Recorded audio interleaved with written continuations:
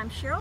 I'm with the Oklahoma Conservation Commission's Blue Thumb Water Quality Education Program. I'm here with Becky Zawalski, our camera person, who is doing a wonderful job. And it's really good to see Becky because we have both been keeping that social distance thing, and we're pretty far apart now. If it looks like we're not far apart, it's just because she's a good camera person. She can zoom and zoom back and zoom in and zoom back. But with the Blue Thumb program, we are all about helping people better understand the role of conservation in our day-to-day lives.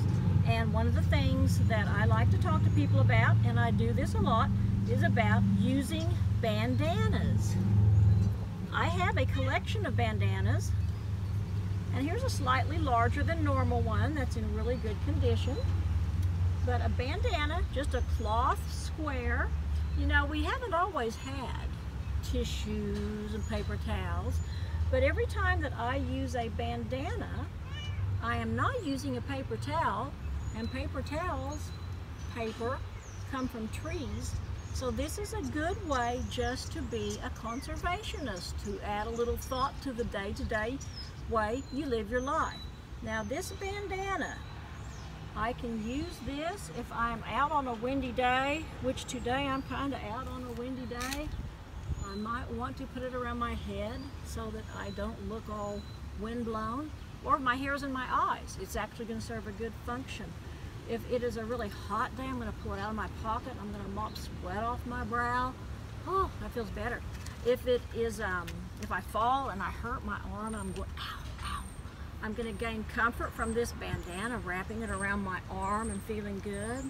Last summer, about this time, maybe a little later, I found a little newborn raccoon that was so precious.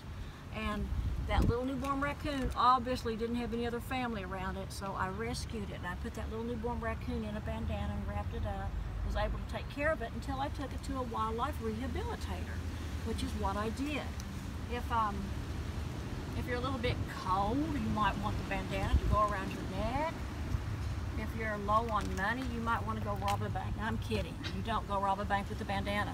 And I tell you what, in this time of COVID-19, I probably am going to be starting to be seeing more about town with this kind of a look, because this is somewhat of a filter. I'm not endorsing it as a medical supply or a way to not get a disease, but I am endorsing it as a possible way to be a little bit safer. So think about bandanas. They make perfect gifts. I use them at dinner time instead of paper napkins. I keep a stash of them always.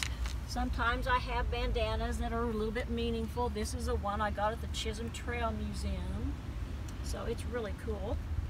And this is a bandana that actually celebrates a man who was an amazing conservationist.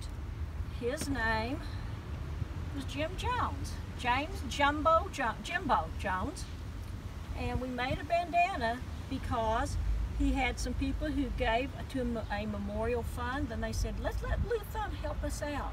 And so through the Blue Thumb organization, Friends of Blue Thumb, which is a nonprofit, we made some cool bandanas honoring Jim Jones. So I always have some bandanas around with me. I try to carry them in my car. I keep them in my house. I have them in my office. I would just like to encourage you to make the bandana your little companion. Right now is a great time to do that. Thank you so much.